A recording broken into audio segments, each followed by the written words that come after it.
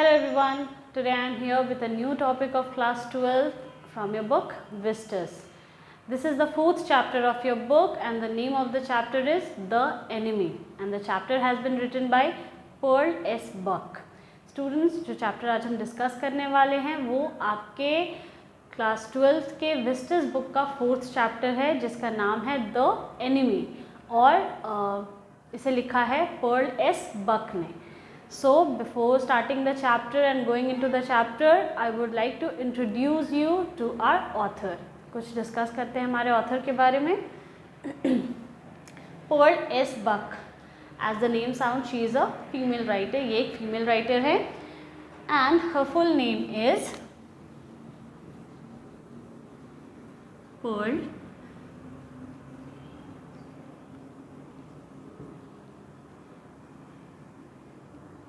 Sidenstryker Buck.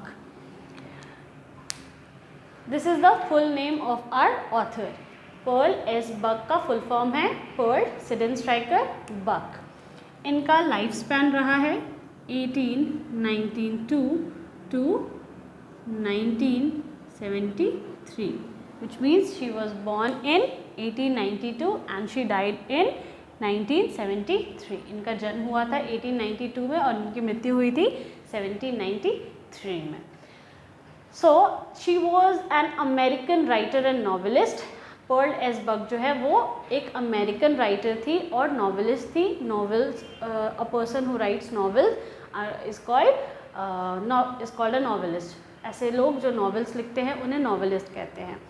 और ज़रूरी नहीं कि नॉवेलिस्ट और चीज़ें नहीं लिखते होंगे, स्टोरीज, प्रोज ये सब भी लिखते हैं, इसीलिए इनको राइटर एंड नॉवेलिस्ट बोला गया है. ऑलराइट. इनका जो बेस्ट नोन वर्क था वो था द गुड अर्थ. इनका जो बेस्ट नोन वर्क था, जिस काम के लिए जानी जाती थी या जो सबसे फेमस वर्क इनका अभी तक रहा है वो है द गुड अर्थ. और ये यूनाइटेड स्टेट्स का 1932 में और 1932 में बेस्ट सेलिंग नॉवेल रहा था. इनका ही ये नॉवेल यूनाइटेड स्टेट्स का 1931 और 1932 के आसपास ये नॉवेल बेस्ट सेलिंग नॉवेल रहा था. इसके वजह से इनको पुलित्ज़र प्राइज़ भी मिला था. और बक पहली औरत बनी थी नोबेल प्राइज़ फॉर लिटरेचर को जीतने वाली. ठीक है. She was the first women to win Nobel prize for literature. American women, sorry, she was the first American women. वो पहली अमेरिकन औरत थी जिन्होंने नोबेल प्राइज़ फॉर लिटरेचर जीता था. So I think this is enough about our author. ये काफ़ी है हमारी ऑथर के बारे में जानने के लिए. Now let's move towards our chapter. अब हमारे चैप्टर की तरफ मुड़ते हैं. The name of the chapter is the enemy. Very simple title, बहुत साधारण सा टाइटल है, द एनिमी, जिसका मतलब है दुश्मन, एक दुश्मन. ठीक है. यहाँ पे ये जो चैप्टर है कुछ बहुत सारे इम्पॉर्टेंट थीम्स को डिस्कस करता है. कुछ ऐसे हाइपोथेटिकल सिचुएशन को डिस्कस करता है जिसमें मैं या आप कोई भी हो सकते हैं. ठीक है. तो ऐसे सिचुएशन में क्या हमारा कॉन्शियंस काम करता है, ऐसे में क्या सही होता है, क्या गलत होता है. तो ये एक डायलेमा की बात करता है. डायलेमा का मतलब होता है क्या करें क्या ना करें. कॉन्शियंस का मतलब सही गलत की परख. प्रेजुडिस की बात करता है, पक्षपात. और ह्यूमैनिटी की बात करता है, इंसानियत. ब्रदरहुड की बात करता है, भाईचारे की बात. So basically the chapter deals with all these themes. Dilemma, क्या करे क्या नहीं करे, दुविधा. कॉन्शियंस, सही और गलत की परख. प्रेजुडिस, पक्षपात. ह्यूमैनिटी, इंसानियत. और ब्रदरहुड, भाईचारा. ये सारी चीज़ों पे भी हमारा ये चैप्टर बेस्ड है. इन सारे थीम्स पे हमारा ये चैप्टर बेस्ड है. ऑलराइट. कि लव और कंपैशन यानी कि प्यार और विनम्रता, ये किस तरीके से एक इंसान को एक बेहतर इंसान बनाती है, एक आदमी को बेहतर इंसान बनाती है। ये लव और कंपैशन की दुनिया में सब चीज़ बाद में आती है, इंसानियत और अपना कर्म पहले आता है। ये चीज़, ये चैप्टर हम लोग को सिखाता है। या वैसे सिचुएशन अगर हमारी लाइफ में आ जाता है जिसमें हमारे धर्म और कर्म के बीच में चुनना होता है, तो हम उसमें किसको चुनेंगे, ठीक है। ऐसे सिचुएशन बहुत बार हमारे लाइफ में भी आते हैं, तो ये आपको डील करने में हेल्प करता है कि वैसे सिचुएशन में आपको क्या करना चाहिए। So let's start the chapter. It is the time of world war. ये जो चैप्टर है इसका बैकग्राउंड है world war, second world war. World war 2 का समय चल रहा था और उस समय का ही इस चैप्टर का बैकग्राउंड सेटिंग है।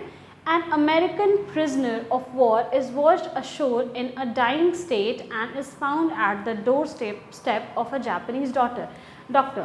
अब वो एक prisoner, एक कैदी, वो किसी तरीके से शायद भागने की कोशिश कर रहा होगा या किसी कारणवश वो अधमरी हालत में वो समंदर का कि शोर पे, और शोर का मतलब होता है किनारे पे, समंदर के किनारे पे वो बहता हुआ समंदर के किनारे पे पहुंच जाता है किसी तरीके से वो, और वो एक अमेरिकन प्रिजनर है, अमेरिकन कैदी है वो। और वो जो समंदर का जो शोर है, जो समंदर का जो किनारा है, वो डोर स्टेप है एक जापानीज़ डॉक्टर का, यानी कि जापान के एक डॉक्टर वहाँ पे रहते हैं, जापानीज़ डॉक्टर, वो उनके दरवाजे के सामने बह के चला आता है। Should he save him as a doctor?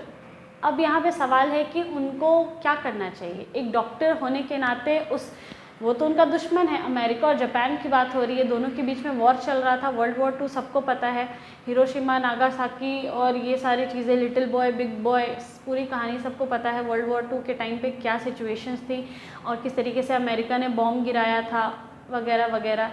तो दोनों बहुत बड़े दुश्मन थे, कट्टर दुश्मन थे। और वैसे में एक अमेरिकन प्रिजनर जो अधमरा है, एक अमेरिकन कैदी जो अधमरी हालत में अपने दुश्मन के गेट पे जा पहुंचा है, ठीक है, लेकिन वो जो दुश्मन है वो डॉक्टर है। अब डॉक्टर होने के नाते पहले उसको एज अ पेशेंट उसकी जान बचानी चाहिए या ये देखना चाहिए कि वो एक अमेरिकन है और उसको अपने गवर्नमेंट को सौंप देना चाहिए, अपने आर्मी के लोगों को, अपने सोल्जर्स को उसको सौंप देना चाहिए, और hand him over to the army as a patriot. क्योंकि यहाँ पे तो उनका 2 फ़र्ज़ बनता है, एक देश के तरफ उनका अपना जो कर्तव्य है तो वो पैट्रियट कहलाएंगे अगर वो एक दुश्मन को, क्योंकि वो अमेरिकन है, अमेरिकन प्रिजनर है, ऊपर से अमेरिकन कैदी है, तो उसको अगर अपनी आर्मी को सौंप देते हैं तो यहाँ पे वो देशभक्ति, पैट्रियट, एज अ पैट्रियट उनका कर्तव्य निभा रहे होंगे। लेकिन अगर वो उसको ट्रीट करते हैं तो एज अ डॉक्टर वो अपना कर्तव्य निभा रहे होंगे। तो यहाँ पे ये एक बहुत बड़ा दुविधा है, डायलेमा है कि अभी वो डॉक्टर का रोल प्ले करें कि अभी वो एक देशभक्त का रोल प्ले करें। ऐसे में इंसान क्या करे? ये हाइपोथेटिकल सिचुएशन ये आपके सामने भी आ सकता है कभी भी कि ऐसे सिचुएशन में तुम अगर होगे तो तुम क्या करोगे। तो इंसान के लिए वर्बली जवाब देना बहुत आसान है, लेकिन वैसे सिचुएशन में होना और फिर एक इंसान के लिए एक डिसीजन लेना बहुत ज़्यादा डिफ़िकल्ट होता है, ठीक है। तो यहाँ पे ये चैप्टर हम लोग को ऐसे ही सारे सिचुएशन से डील करने के को हेल्प करता है और हम लोग को समझाता है कि अगर वो आगे देखते हैं कि जो डॉक्टर है उन्होंने क्या किया, उन्होंने जो किया वो सही था या नहीं था, वगैरह वगैरह, etcetera etcetera. So let's start. अच्छा, एक और चीज़, वर्ल्ड वॉर 2 का टाइम चल रहा था, तो आप ऐसे जब वर्ल्ड वॉर चलता है ना, तो आपकी कुछ फंडामेंटल ड्यूटीज़ होते हैं।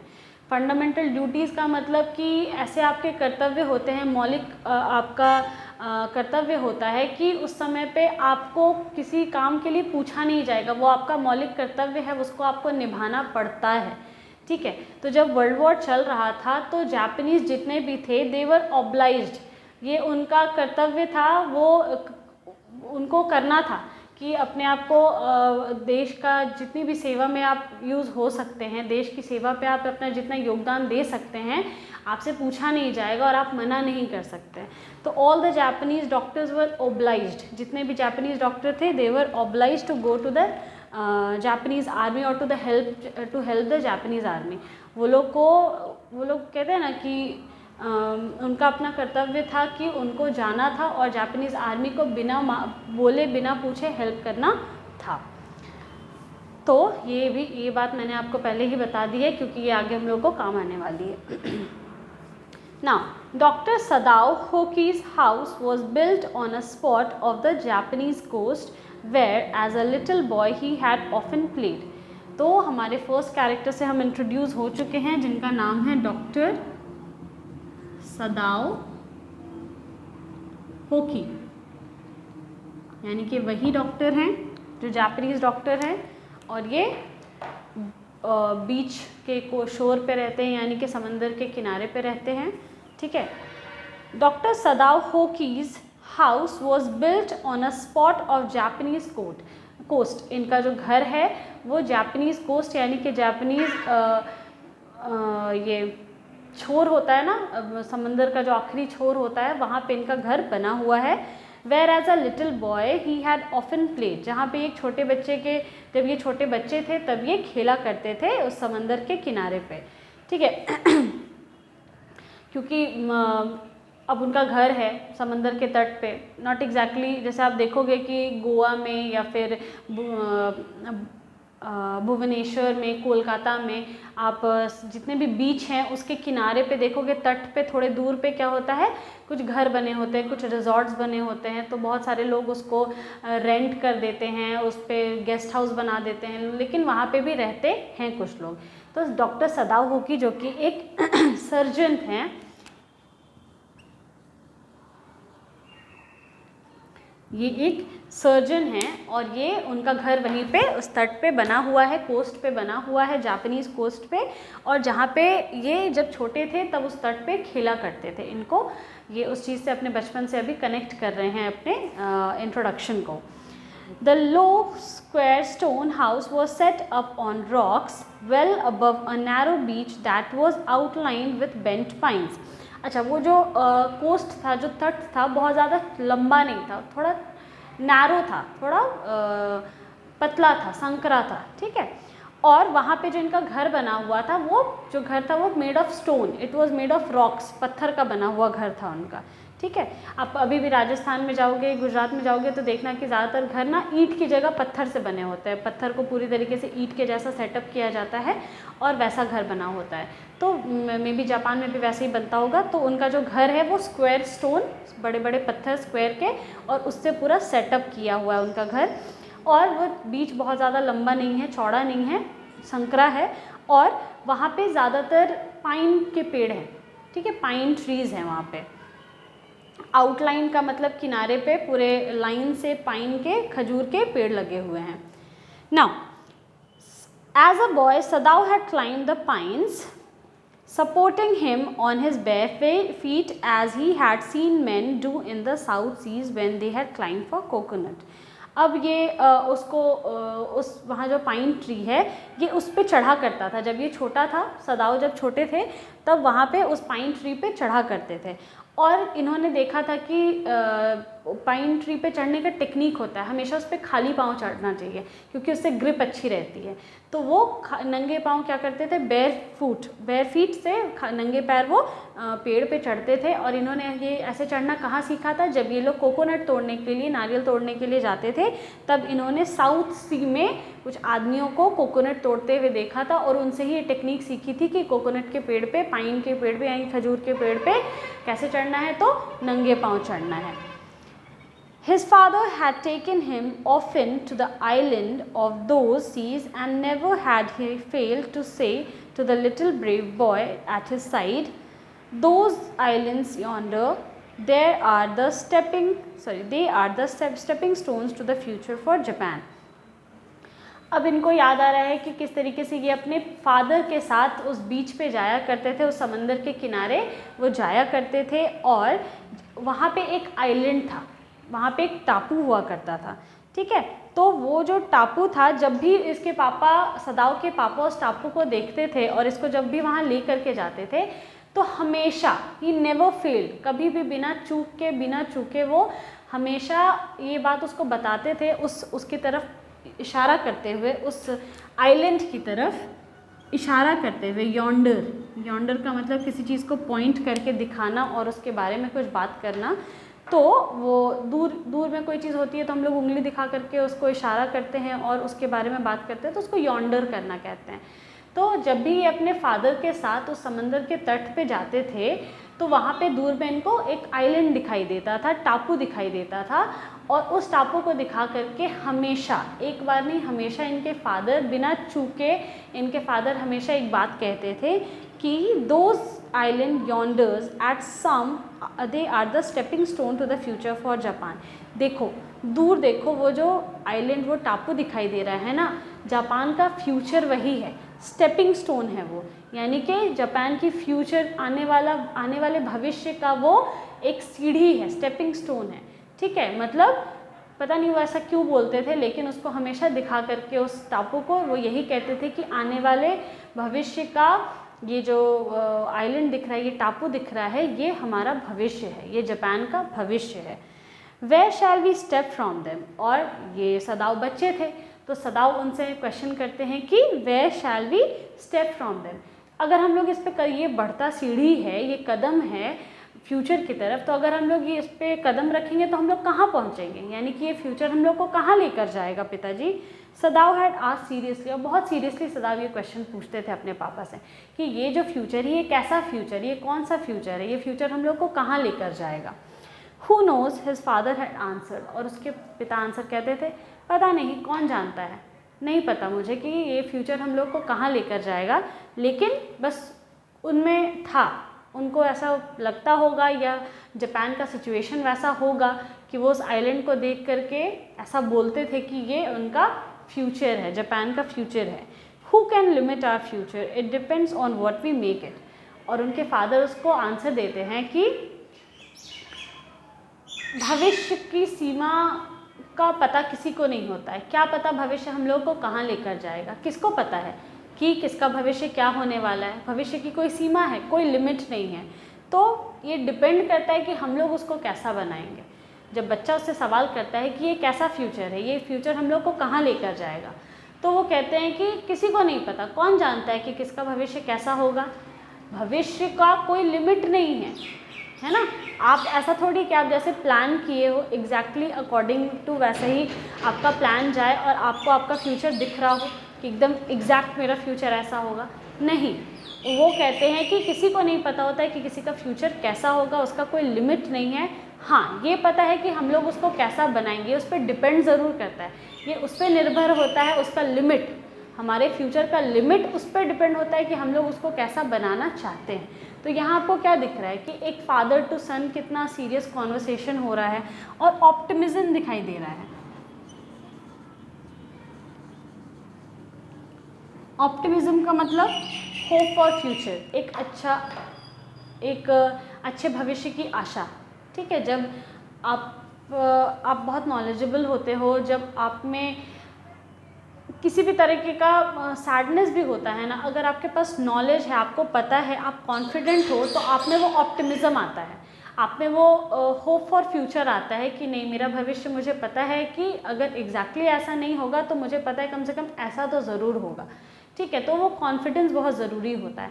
और हमेशा गुड थिंकिंग फॉर फ्यूचर, हमेशा पॉजिटिव सोचोगे, उसी को बोला जाता है ऑप्टिमिज्म। तो यहाँ पे उनके फादर कह रहे हैं उनको नहीं पता है, किसी को नहीं पता है वो, लेकिन उनके पास एक उम्मीद है, उनके पास एक आशा है कि आने वाला जो फ्यूचर होगा वो बहुत अच्छा होगा, या ये जो आइलैंड है या इसमें कुछ ना कुछ तो ऐसा होगा जिससे कि जापान में जितने भी लोग रह रहे हैं वो उनका फ्यूचर बहुत अच्छा बना देगा। ठीक है,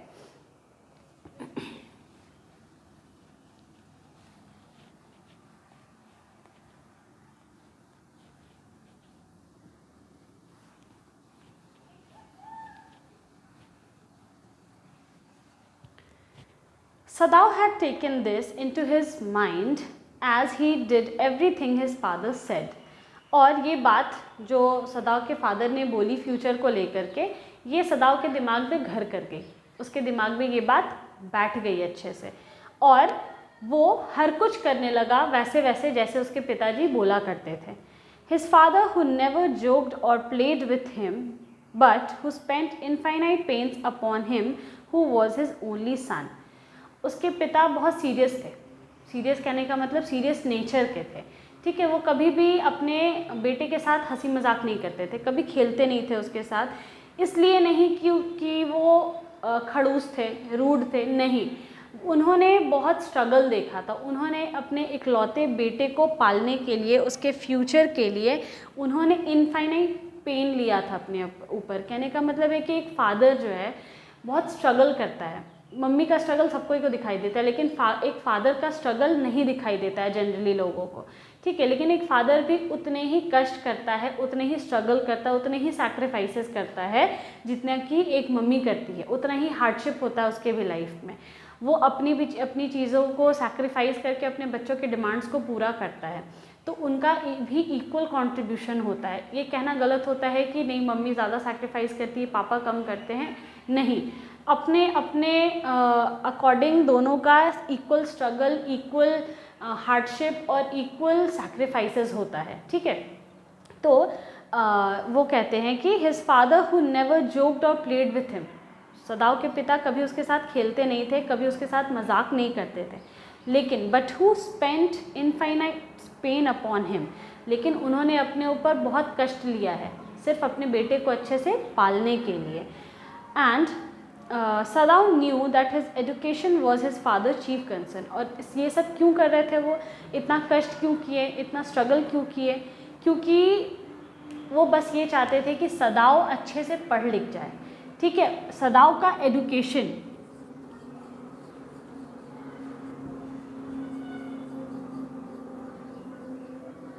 सदाव का एजुकेशन उनके लिए सब कुछ था, चीफ कंसर्न था, ठीक है। चीफ कंसर्न का मतलब फर्स्ट प्रायोरिटी, महत्वपूर्ण, जो सबसे महत्वपूर्ण होता है, ठीक है। तो वो इनके लाइफ का सबसे महत्वपूर्ण चीज़ अगर कुछ था तो वो सदाव की पढ़ाई लिखाई थी, ठीक है। For this reason he had never sent a 22 sorry for this reason he had been sent at 22 to America to learn all that he could be learned of surgery and medicine। और इसी वजह से सदाव को, जब 22 साल के ही सदाव थे तो उनको अमेरिका भेज दिया गया था। तब ऐसा सिचुएशन नहीं था, वर्ल्ड वॉर वाला सिचुएशन नहीं था। जब सदाव 22 साल के थे तो रिलेशंस कंट्रीज़ के बीच में बहुत अच्छे रहे होंगे, इसी वजह से सदाव के पिता उसको अच्छी एजुकेशन देने के लिए उसको अमेरिका भेजे।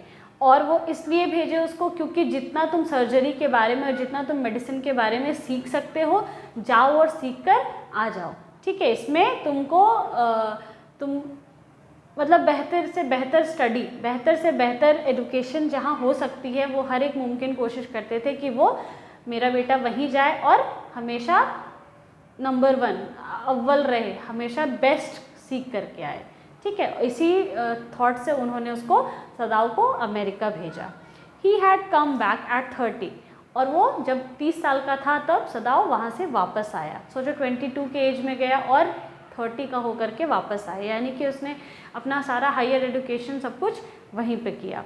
And before his father died he had seen Sadao become famous not only as a surgeon but as a scientist. और आखिरकार सदाव के पापा का सपना पूरा भी हुआ, मतलब उनकी मृत्यु से पहले उन्होंने सदाव को ना ही सिर्फ एक फेमस सर्जन बनते देखा बल्कि एक साइंटिस्ट भी बना, वो एक फेमस साइंटिस्ट भी बना। यानी कि सदाव हमारा सिर्फ सर्जन नहीं बल्कि एक फेमस साइंटिस्ट भी है। तो उनके पिता का सपना, उनका जो चीफ कंसर्न था, उनका जो सबसे प्रायोरिटी उनकी लाइफ का जो था वो क्या हो गया, पूरा हो गया। उन्होंने वो जीते जी देख लिया, मरने से पहले वो चीज़ देख लिया कि मेरा बेटा एक सक्सेसफुल, एक फेमस सर्जन भी बन चुका है और साथ ही साथ वो एक फेमस साइंटिस्ट भी है। Because he was perfecting a discovery which would render wounds entirely clean, he had not been sent abroad with the troops। अब जो सदाव था वो साइंटिस्ट किस चीज़ का था, तो वो एक डिस्कवरी कर रहा था, एक खोज कर रहा था जिसमें कि जो घाव होते हैं वो एक ही बार में कम्प्लीटली उसको साफ़ कर देने का कोई डिस्कवरी कर रहे थे। वो अपना, उनका साइंटिफिक डॉक्टर्स का अपना कुछ होगा जिसमें एक टॉपिक है ये कि वो डिस्कवरी इस चीज़ की कर रहा है कि वो जो घाव है उसको अच्छे से साफ़ कैसे किया जाता है और क्लीन कैसे किया जाता है। जैसे घाव होता है तो वो थोड़ा पकता है फिर क्लीन होता है, फिर थोड़ा और पकता है, फिर क्लीन होता है। एक ही बार में वो क्लीन नहीं हो जाता है और एक ही बार में चोट ख़त्म नहीं हो जाती है या इन्फेक्शन का खतरा फिर भी रहता है। तो यहाँ पे ये शायद वैसे ही कोई डिस्कवरी कर रहे हैं जिसमें कि एक बार में ही घाव जो है पूरी तरीके से भर जाए, पूरी तरीके से रेंडर हो जाए और जो एंटायर वूंड है, एंटायर घाव है, उसको पूरी तरीके से क्लीन कर दे। और he had not been sent abroad with the troops, और यही रीज़न था कि इनको आर्मी, ट्रूप का मतलब होता है आर्मी,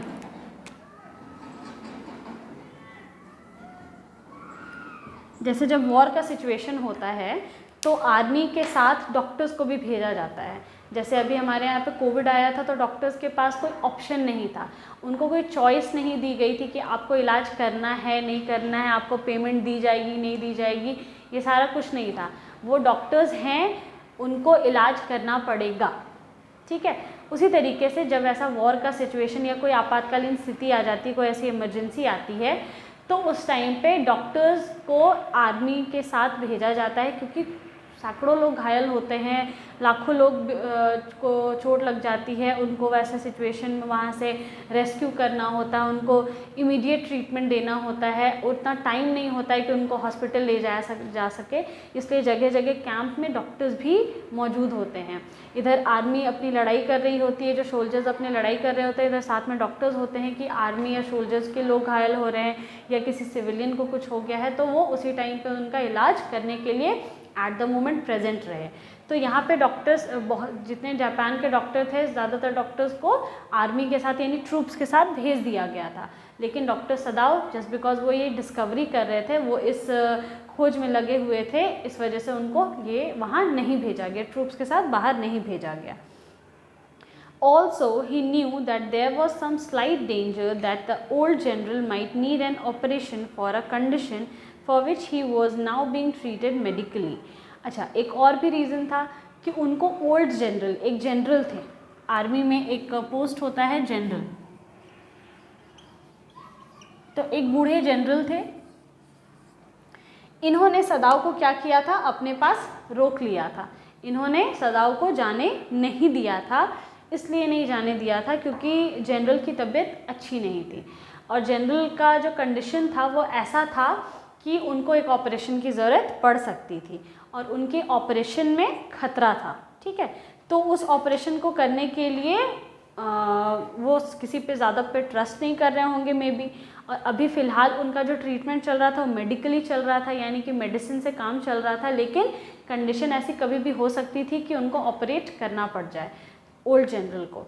तो उन पीछे से एक डॉक्टर, अगर सारे डॉक्टर उधर चले जाएंगे, ऊपर से ये जनरल हैं, आर्मी के बहुत ही इंपॉर्टेंट आदमी होते हैं जनरल, तो अगर इनको कुछ हो जाएगा तो इनको भी ज़िंदा रखना ज़रूरी है। तो इसी वजह से एक डॉक्टर को वहाँ पे रहना था, मौजूद रहना था, जो कि पूरे टाइम पे इनकी देखभाल करता रहे।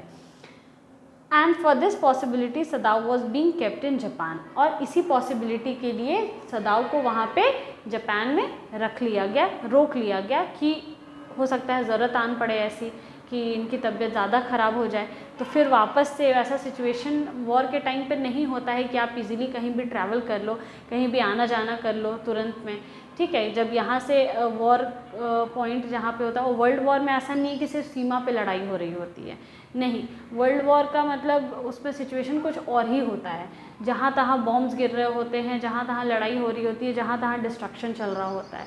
तो जो ओल्ड जनरल थे वो अभी अपने जहाँ पे भी वो रह रहे हैं, अपने रेजिमेंट में या जहाँ पे भी उनका कैंप होगा, जहाँ पे वो या अपने घर पे कहीं पे भी वो रह रहे होंगे, तो वहाँ पे बहुत बीमार हैं और अभी एक फ़िलहाल एक डॉक्टर का वहाँ पे रहना बहुत ज़्यादा ज़रूरी है। ये नहीं किया जा सकता है कि सारे डॉक्टर्स को हम ड्यूटी पे लगा दें और सबको भेज दें, और क्योंकि फिर अगर इनकी तबीयत ख़राब होती है तो तुरंत ऑपरेशन करने के लिए इलाज कोई भी कर देगा थोड़ा बहुत, लेकिन इनकी ऐसी कंडीशन है कि कभी भी ऑपरेशन की ज़रूरत पड़ सकती है, तो ऑपरेट करने के लिए कोई एक अच्छा डॉक्टर होना ज़रूरी है, होना चाहिए। इस वजह से इनको ओल्ड जनरल ने वहाँ पे रख लिया था, और ये डिस्कवरी भी तो कर ही रहे थे, तो वो डिस्कवरी अगर सक्सेसफुल हो जाती है तो और अच्छा है कि इनके काम आ जाएगा कि जितनी जल्दी घाव एक ही बार में पूरे तरीके से क्लीन हो जाएगा तो इनकी रिकवरी भी अच्छे से होगी, जल्दी होगी, ये सोच करके भी इनको रख लिया होगा। तो देयर आर सेवरल रीजंस कि उनको वहाँ पे क्यों रोक लिया गया। खैर, तो as we can see the situation here that Dr. Sadao is not only a surgeon, he is also a scientist, and the situation in Japan is of war because World War II is going on, and फिलहाल अभी for now there is we have only known about Sadao, about his education, and a little reference about his father is given. उनके father के बारे में थोड़ा बहुत given है हमारे अभी जो हमने पढ़ा. And what were his expectations with his son, उनके expectations क्या थे उनके फादर को लेकर, बेटे को लेकर के, and all these things we have studied till now. In the next lecture we will discuss further about Sadao and the chapter and about the enemy. Thank you.